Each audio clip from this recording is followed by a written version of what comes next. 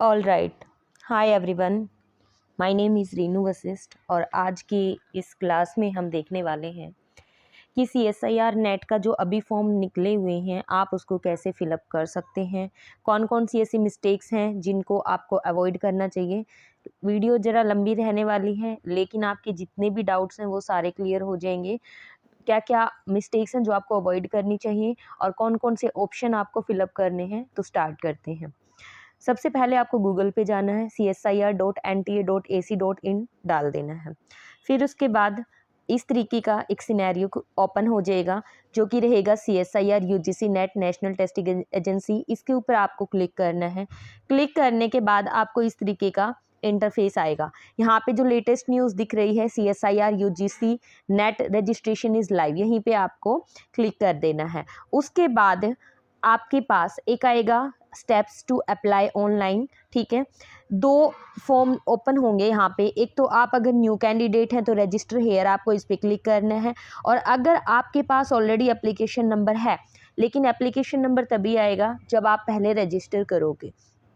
तो सबसे पहले आपको न्यू कैंडिडेट रजिस्टर हेयर पे क्लिक करना है। उसके बाद ये आपके पास इन्फॉर्मेशन बुलेटिन आ जाएगा। तो पहले प्रोस्पेक्टस पढ़ना इंपॉर्टेंट है, तो एक बार इसको देख लीजिएगा कौन कौन से फॉर्म फिलअप, जैसे कि आपकी कैटेगरी वगैरह के जो सर्टिफिकेट्स हैं वो यहीं पे मिलते हैं, यहीं से डाउनलोड होते हैं। ठीक है, फिर आपकी एग्जामिनेशन फ़ीस दे रखी है यहाँ पे। जनरल कैटेगरी की 1100 है, जनरल EWS OBC की 550 है, दैन 275 SC ST की, और PWD की 0 फीस है। ठीक है, उसके बाद आपको ये भी बताया हुआ है कि आपको सिग्नेचर फोटोग्राफ किस किस तरीके से, जैसे कि आपका फोटोग्राफ रिसेंट होना चाहिए, स्कैन होना चाहिए, JPG फॉर्मेट में होना चाहिए, आपके फोटोग्राफ का साइज होना चाहिए 10 KB से 200 KB, एंड आपके सिग्नेचर का साइज होना चाहिए 4 KB से लेकर के 30 KB तक। ठीक है, उसके बाद आपके पासवर्ड की जानकारी भी यहाँ पे दे रखी है कि आपका पासवर्ड किस तरीके का होना चाहिए। 8 कैरेक्टर से लेकर 13 कैरेक्टर लॉन्ग होना चाहिए, उसमें एक अपर केस होना चाहिए, एक लोअर केस होना चाहिए, एक न्यूमेरिक वैल्यू होनी चाहिए, और ये एक स्पेशल कैरेक्टर होना चाहिए। So these are the characteristic of the password. उसके बाद आप अपने पासवर्ड को रीसेट भी कर सकते हैं। ठीक है, तो ये सारे स्टेप्स हैं, आप इनको वन बाय वन एक बार रीड करिएगा, और फिर उसके बाद यहाँ पे क्लिक करिएगा I have downloaded the information bulletin and have read all the information. फिर आपको यहाँ पे करने क्लिक हेयर टू प्रोसीड। यहाँ पे प्रोसीड करने के बाद आपकी पर्सनल डिटेल आ जाएंगी, जैसे कि आपका नाम क्या है, आपका फादर नेम क्या है, आपका मदर नेम, आपकी फिर date of birth, day month and year, then आपको ईमेल एड्रेस फिलअप करना है। याद रखिएगा कि ईमेल एड्रेस आपको वही भरना है जो कि अभी आपके पास हो, क्योंकि OTP आएगा और वेरीफाई होएगा। जेंडर आपको फिलअप करना है, मोबाइल नंबर फिल करना है। फिर आपको कोई अल्टरनेट मोबाइल नंबर है तो अच्छी बात है, otherwise it is not necessary. Identity type आएगा आपका, आपके पास पैन कार्ड है या फिर वोटर ID है, लेकिन मोस्ट इम्पोर्टेंट क्या है कि आप यहाँ पे आधार कार्ड भी फिलअप कर सकते हैं, तो कोई कॉम्प्लिकेशंस नहीं होगा। फिर आपका आइडेंटिफिकेशन नंबर है, जैसे अगर आप पैन कार्ड भर रहे हो तो पैन कार्ड का नंबर आएगा, आधार कार्ड भर रहे हो तो आधार कार्ड का नंबर आएगा। फिर आपको अपना एड्रेस फिलअप करना है। ठीक है, जो भी आपके आइडेंटिटी के ऊपर आपका प्रेजेंट एड्रेस मेंशन है। ठीक है जी, उसके बाद आपको सब लोकेलिटी, कंट्री कौन सी है, स्टेट कौन सा है, डिस्ट्रिक्ट, पिन कोड, फिर उसके बाद आपका परमानेंट एड्रेस है। ये सारी डिटेल फिलअप करने के बाद आपको अपना पासवर्ड डालना है, फिर उस पासवर्ड को कंफर्म करना है। सिक्योरिटी क्वेश्चन दो आएंगे, एक तो आपका फर्स्ट स्कूल नेम आएगा एंड द सेकंड वन आएगा कि आपकी मदर नेम क्या है। तो जो भी आप भरना चाहो वो आप भर सकते हो। फिर से आपको पिन डालना है, और पिन डालने के बाद आपको उसको सबमिट करना है। ठीक है, फिर उसके बाद आपको ये सारी चीज़ें वेरीफाई करनी है, आपका नाम, आपका father name, mother name, date of birth, mobile number, email ID, gender. ठीक है, एंड ये सारी की सारी चीज़ें ओके।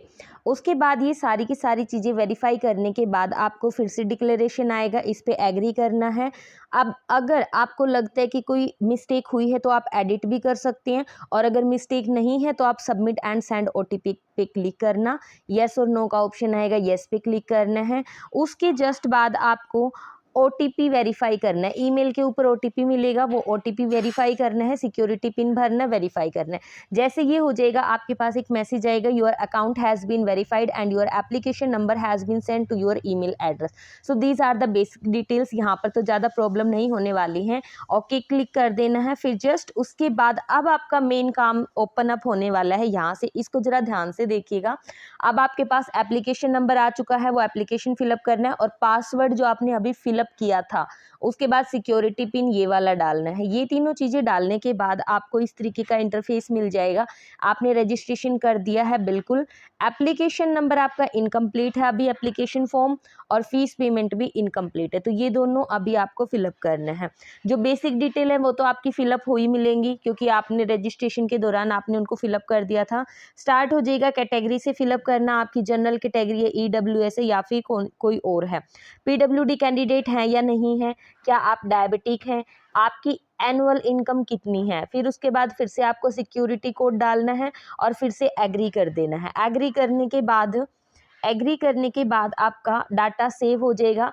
हर एक स्टेप पे ना जब भी आप सेव करोगे तो इस तरीके का आएगा कि डाटा सेव्ड सक्सेसफुली। अगर बाई चांस आपका बैक भी हो जाता है ना और आप दोबारा से ओपन अप करते हो, तो जितना आपने फिलअप किया ना उतना ही फिलअप रहेगा, वो रिमूव नहीं होगा। ठीक है, तो ये बेनिफिट होता है इसका। फिर उसके बाद क्या आपके पास आधार कार्ड है, do you have Aadhaar number, so yes और नो। फिर आधार कार्ड को आपको फिर से कैप्चा फिलअप करना है और फिर से एग्री करना है। फिर आपके पास 3 ऑप्शन दिए जाएंगे, जिसमें आपसे पूछा जाएगा क्या आप अपना आधार कार्ड देने के लिए एग्री हैं या फिर आप अपना आधार कार्ड देने के लिए एग्री नहीं है। तो ये 3 है, एक यहाँ पे है, एक ये है, एक ये। तो आपको फर्स्ट वाला क्लिक करना है। ठीक है जी। उसके बाद आपका आधार नंबर यहाँ पे मांगेगा, फिर से आपको सिक्योरिटी पिन भरना है और एग्री पे क्लिक कर देना, फिर से आगे प्रोसीड कर जाना है। ठीक है, फिर से आपका डाटा सेव हो जाएगा। अब बात आती है एग्ज़ाम सेंटर की और उसकी डिटेल्स की। तो आप किसके लिए अप्लाई कर रहे हो, अप्लाई करने के लिए यहाँ पे आएगा JRF junior research fellowship assistant professor और लेक्चररशिप असिस्टेंट प्रोफेसर। अब ये किसके लिए है, तो देखो जिनकी एज 28 से नीचे है वो भरना JRF के लिए। ठीक है, और जिनको खाली नेट देना है, जिनकी एज 28 से अबोव है, तो वो लेक्चरशिप के लिए फिलअप कर सकते हैं। हाँ, अगर आप JRF के लिए फिल कर रहे हो और आपकी नेट की कट ऑफ निकल जाती है तो आपका नेट तो 100% माना ही जाएगा। ठीक है, तो इसमें कोई कन्फ्यूजन नहीं है, आपको JRF के लिए फिलअप करना है अगर आप 28 से नीचे हैं तो, और ऊपर है तो आप लेक्चरशिप के लिए कर सकते हैं। क्वेश्चन पेपर मीडियम आपका हिंदी इंग्लिश रहेगा, जिसमें भी आप कंफर्टेबल हो, मेनली इंग्लिश ही होता है।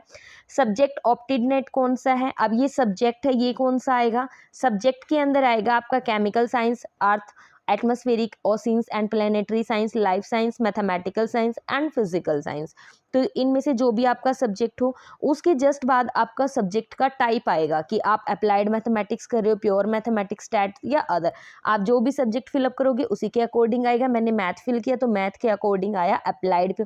तो आप अगर आपका स्टैटिस्टिक्स है तो ही स्टैट भरना, लेकिन अगर आपके पास प्योर मैथमेटिक्स है तो आप अप्लाइड और प्योर कोई भी भर सकते हो। ठीक है, ये दोनों पार्ट करने के बाद ये देखो सब्जेक्ट स्पेशलाइजेशन में आपको भरना है प्योर या अप्लाइड। फिर आपकी आ जाएगी exam city. Exam city first आपको कौन सी चूज करनी है, आपको स्टेट, देन सिटी, देन आपकी सेकंड आएगी, देन आपकी थर्ड एंड देन फोर्थ। तो यहाँ पे 4 सिटी फिलअप करवाएगा। ठीक है, तो पहले हमने दिल्ली भर दी, सेकंड हरियाणा, तो इसी तरीके से थर्ड और फोर्थ भी आप फिलअप कर सकते हो। फिर आपका पूछेगा कि फादर ऑक्यूपेशन क्या है, फिर आपके फादर की क्वालिफिकेशन क्या है। ठीक है, फिर आपकी मदर का ऑक्यूपेशन क्या है, मदर की क्वालिफिकेशन क्या है। Whether you have taken admission in regular MPhil और PhD कोर्स, येस और नो। इफ ऑलरेडी अगर आपने PhD के अंदर एडमिशन ले रखा है तो येस करना है, अगर आपने कहीं एडमिशन नहीं ले रखा तो आपने नो भर देना है। ठीक है, अब ये इंपॉर्टेंट है, whether you have completed masters degree course और इक्विवेलेंट कोर्स। क्या आपने मास्टर डिग्री को कंप्लीट कर लिया है या फिर आप मास्टर डिग्री के अंदर हैं। तो अगर आप मास्टर डिग्री में हैं तो यहाँ पे नो आएगा, और आपका रिजल्ट अवेटेड है तो यस आएगा। लेकिन अगर आप पास आउट हो चुके हैं तो यहाँ यस आएगा, और आपका रिजल्ट अवेटेड नहीं है तो यहाँ पे नो आएगा। तो इस बात का अच्छे से ध्यान रखना। फिर आपको सिक्योरिटी पिन भरना है, ये भरने के बाद यस और नो पे आपको फिलअप करना है। फिर अब आ जाएगी आपकी क्वालिफिकेशन की डिटेल। ठीक है, सबसे पहले आएगी ग्रेजुएशन की और उसके बाद आएगी पोस्ट ग्रेजुएशन की। पास स्टेटस क्या आपका, पास या फेल, फिर आपका पासिंग ईयर कौन सा था, ठीक है, यहाँ पे अपना पासिंग ईयर फिलअप कर देना है।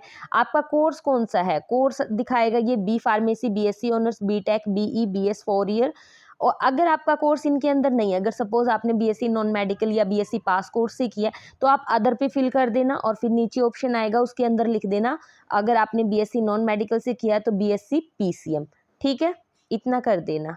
उसके बाद देखो, इतना करने के बाद क्वालिफाइंग एग्जामिनेशन कहाँ से किया आपने, ठीक है, आपका स्टेट दिखा देगा कहाँ से की है, इंडिया से की है, देन स्टेट दिखाएगा, देन बोर्ड या यूनिवर्सिटी नेम दिखाएगा। उसके बाद आपको अपना इंस्टीट्यूट नेम यानी कि अपने कॉलेज का नाम डालना है। उसके बाद आपको पिन कोड फिल करना है। पिन कोड फिल करने के बाद आपका रिजल्ट मोड बताएगा कि परसेंटेज बेस था या फिर सीजीपीए था। अगर परसेंटेज बेस है तो उसमें मार्क्स पूछे जाएंगे, कितने मार्क्स आए, कितने में से आए हैं, फिर ऑटोमेटिकली परसेंटेज दिखा देगा। सेम डिटेल आपने पोस्ट ग्रेजुएशन के लिए भी फिल करनी है, पास या फेल, पासिंग ईयर कौन सा था, आपकी कोर्स या स्ट्रीम कौन सी थी, आपका क्वालिफाइंग एग्जामिनेशन कहाँ से। अगर आप रिजल्ट अवेटेड डाल रहे हो तो फिर ये नहीं आएंगी, ठीक है, तो रिजल्ट अवेटेड में रिजल्ट अवेटेड का सर्टिफिकेट आपको अपलोड करना पड़ेगा। फिर उसके बाद वही institute name, address, institute pin code डालना है। फिर उसके बाद सिक्योरिटी पिन भरना है, आई एग्री करना है और फिर से आपको आगे की तरफ प्रोसीड कर जाना है, ठीक है जी। उसके बाद आ जाएगा आपका नेक्स्ट स्टेप ओपन हो जाएगा, डॉक्टरेट डिटेल, वेदर ऑलरेडी अ डॉक्टरल स्टूडेंट्स, नो, अगर आप डॉक्टरल स्टूडेंट हैं तो येस और नो आपको फिलअप करना है, ठीक है। स्पेशलाइजेशन ऑप्शनल है, कोई जरूरी नहीं है कि आपको फिल ही करना है। Do you belongs to minority community, yes और नो, क्या आप माइनर्स हो। फिर उसके बाद सिक्योरिटी पिन आपको ये वाला कैप्चा कोड डालना है। उसके बाद आपके अपलोडिंग डॉक्यूमेंट्स आ जाएंगे। सिंस अगर आप जनरल कैटेगरी से बिलोंग करते हो तो आपको 2 ही डॉक्यूमेंट्स अपलोड करने पड़ेंगे, फोटो और सिग्नेचर, ठीक है। अब इनकी डिटेल दे रखी है कि फोटो आपका 10 से लेके 200 होना चाहिए और सिग्नेचर आपके 4 से लेके 30 होने चाहिए। अब ये साइज कैसे रिड्यूस करोगे, तो एक ऐप आता है क्यू रिड्यूस लाइट, उसके अंदर आप क्या करो कि अपने फ़ोन से फ़ोटो ले लो कैमरे से, ठीक है, उसके बाद उसमें उसका साइज रिड्यूस कर दो। अब ये 10 से 200 KB कर रहा है तो 170 KB का अपना फ़ोटो कर दो और ये 4 से 30 कर रहा है तो 20 या 25 KB का सिग्नेचर कर दो। तो जब आप अपलोड करोगे तो ऑटोमेटिकली अपलोड हो जाएगा, ठीक है। उसके बाद आपका सारा का सारा डाटा जो है सेव हो चुका है। अब ये बोलेगा कि please review the following information before final submit. तो फाइनल सबमिट करने से पहले आप अपने फॉर्म को एक बार रिव्यू कर लेना, कहीं कोई मिस्टेक तो नहीं हुई है। फिर अपने मोबाइल नंबर को वेरीफाई करना। वेरीफाई करने के बाद आपका एप्लीकेशन फॉर्म तभी कंप्लीट माना जाएगा जब आप एप्लीकेशन की फ़ीस पे कर दोगे, ठीक है। तो एप्लीकेशन की फ़ीस पे करने से पहले दोबारा से फिर से वेरिफिकेशन दिखाएगा कि आपका नाम चेक कर लो, मदर नेम चेक कर लो, gender, address, mobile, email ID, centre city, course, subject, I agree and date of birth. सारी चीज़ें कवर अप करने के बाद आपको यहाँ पे शो करेगा फिर आपका नेम, आपका एप्लीकेशन नंबर और आपका अमाउंट। जो भी कैटेगरी से आप बिलोंग करते हैं उसी के अकॉर्डिंग आपकी अमाउंट आ जाएगी। पे नाउ पे क्लिक करना है। आपके पास यूपीआई अगर है तो आप यूपीआई से भी आप क्यूआर कोड से अच्छे तरीके से पेमेंट कर सकते हो, या फिर एक तरीका और है, अगर आपके पास एसबीआई का डेबिट कार्ड है तो भी हो सकता है, ठीक है। तो ये दो जो हैं आसानी से तरीके हैं जिनसे आप अपनी पेमेंट भी कर सकते हो। जैसे ही पेमेंट करोगे आपके पास इस तरीके का मैसेज आएगा, merchant.online SBI says your transaction status is success. इसका मतलब है कि आपकी पेमेंट हो चुकी है। जब ये आ जाएगा तो आपका करंट स्टेटस आ जाएगा कि आपका रजिस्ट्रेशन कंप्लीट है, आपका एप्लीकेशन फॉर्म भी कंप्लीट है और आपकी फ़ीस पेमेंट भी कंप्लीट है। आप यहाँ पे क्लिक करके अपने एप्लीकेशन को डाउनलोड कर सकते हो और उसको आगे इन फ्यूचर के लिए सेव कर सकते हो। तो आई होप कि आपको कहीं पर कोई भी प्रॉब्लम नहीं हुई होगी।